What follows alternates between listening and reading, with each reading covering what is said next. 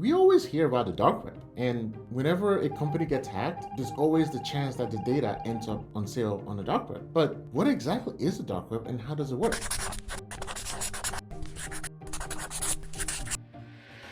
AT&T customers had their hacked. The group claiming that it's behind the breach said it stole the data of some 560 million customers, and it offered to sell those details for $500,000 on the dark web. It's not like the Matrix. There's no crazy code flying around everywhere. It mostly just looks like a normal web page.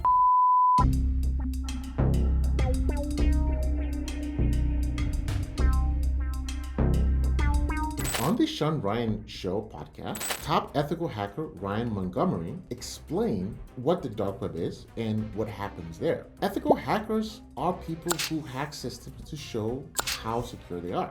They don't steal or sell data like malicious hackers do. Ryan goes to the dark web to track down online pedophiles and predators. Clarify that the dark web isn't a marketplace or black market. It's actually a place with a lot of hidden sites. Ryan mentioned that when you access the dark web, you can visit something called the Hidden Wiki. The Hidden Wiki lists different categories of websites and links to them. And this is what it looks like. These links can lead you to dangerous sites involved in very illegal activities. Ryan mentioned that there's counterfeit money, fake IDs, and all kinds of websites doing terrible things. You can't access the dark web with a regular browser. You need something like an onion router, which you can download from Tor website. It creates an anonymous connection that protects your online activity from being tracked or spied on. Think of it like this. You're talking to someone on a public network, but with the Onion router, your message stays private and no one knows you're communicating. It works by encrypting your data and bouncing it through multiple servers, making it hard to trace your location or activities. So that's why you need an Onion router to access the dark web. The surface web, also called the index or visible web, is part of the internet we can easily access with a regular browser because search engines like Google, Yahoo, and Bing have indexed them. Think of Google search, Wikipedia, and social media platforms. These are all part of the surface web. Now, there's also the deep web, which includes everything on the internet that search engines don't even index. This covers pages behind paywalls, sites requiring login details, or those generated on the fly. The deep web is much larger than the surface web and contains a vast amount of data. In simple terms, the deep web contains information you can't find by searching online. Examples include university databases, online banking portals, and private company networks. People often confuse the deep web with the dark web, but they're not the same. The dark web is actually a small part of the deep web. To help you visualize, think of an internet as an iceberg. The surface web is the tip of that iceberg and you can see and access it. The deep web, on the other hand, is below the surface where we need to dive a bit to reach it. And for the dark web, we have to dive even deeper using specialized tools. This raises the question, if the dark web is so deep and hard to access, why and how does our information get there? Your information usually ends up on the dark web through data breaches. When companies are breached, hackers can steal personal data like names, addresses, social security numbers, credit card information, and login information. This stolen data is then sold on the dark web marketplaces. One recent example involved IT giant Dell. In late April 2024, cybercriminals gained access to Dell's systems through a compromised partner portal. They managed to steal nearly 50 million records, including names, addresses, and details about Dell equipment. In April 2024, a threat actor named Melanic put the stolen data up for sale on a hacking forum on the dark web. This post was captured by Daily Dark Web, a site that reports on the latest dark web activities. Dell confirmed the breach in May 2024 and began notifying the affected customers. Melanic told Bleeping Computer that he found a portal for Dell's partners, resellers, and retailers to look up order information. He registered multiple fake accounts and got access within 2 days without even verifying. It was easy, as he said. The hacker even said, "It is very easy to register as a partner. You just fill out an application form. You enter company details, reason you want to become a partner, and then they just approve you and give access to this authorized portal. I just created my own accounts in this way. Whole process takes 24 to 48 hours.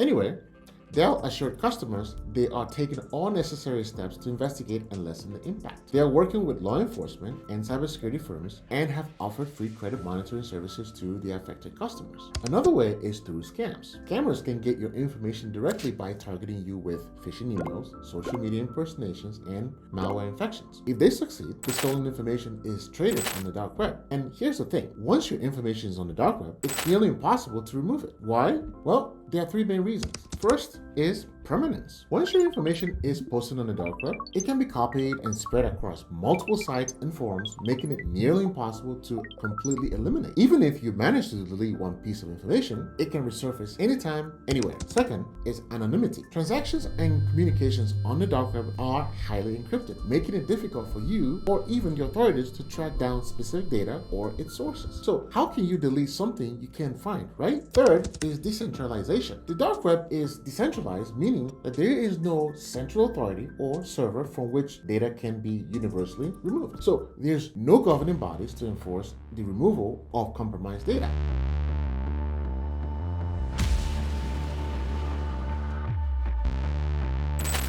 Once your data is on the dark web, it's exposed.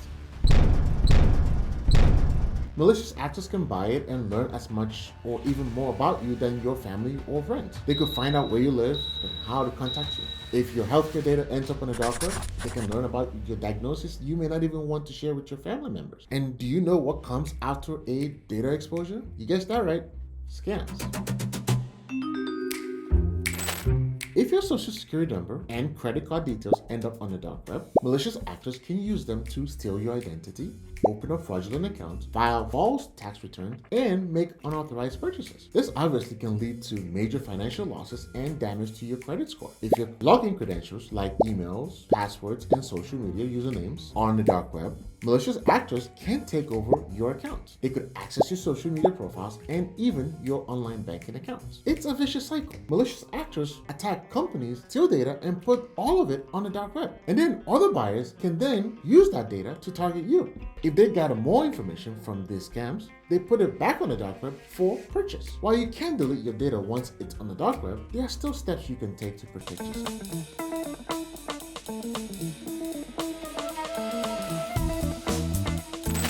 If your password was part of a data breach and ended up on the dark web, you should definitely change it right away. For an added layer of security, turn on two-factor authentication.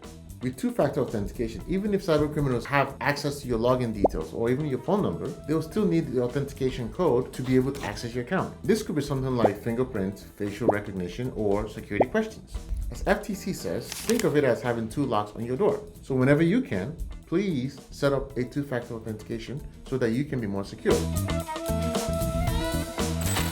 Setting up fraud alerts and freezing your credit can help you mitigate the damage to your identity or your credit when information about you ends up on the dark web. You need to contact one of the 3 credit bureaus: Experian, Equifax, or TransUnion. Here are the contact details. The credit bureau that you contact will notify other credit bureaus about the fraud alert. To freeze your credit, call and ask all 3 credit bureaus. Once your credit is frozen, fraudsters won't be able to open new credit accounts under your name or access credit reports without your approval. Additionally, ask your credit card company to alert you when they detect any suspicious activity or charges on your credit card. You can also request to cancel your compromised card and get a new one. Even better, if your credit card company offers virtual credit cards, switch all your accounts to virtual credit cards to prevent unexpected charges from unknown vendors. Lastly, consider signing up for an identity monitoring service. These services monitor your personal information and alert you if anything suspicious pops up. They can scan the dark web to see if your data is being shared, and if they find anything, you know right away. Many of these services also keep tabs on your credit reports, bank accounts, and other personal data. Some services even offer identity theft insurance, helping cover costs like legal fees and lost wages if your identity is stolen. For more details, check out CNBC's Select Review on identity monitoring services. They break down the best options for dark web scanning, identity theft insurance, and more. And that's all for our discussion on the dark web. If you found this video helpful, give it a like and of course share it. Please subscribe to our channel for more future videos. Thank you for watching and see you next time.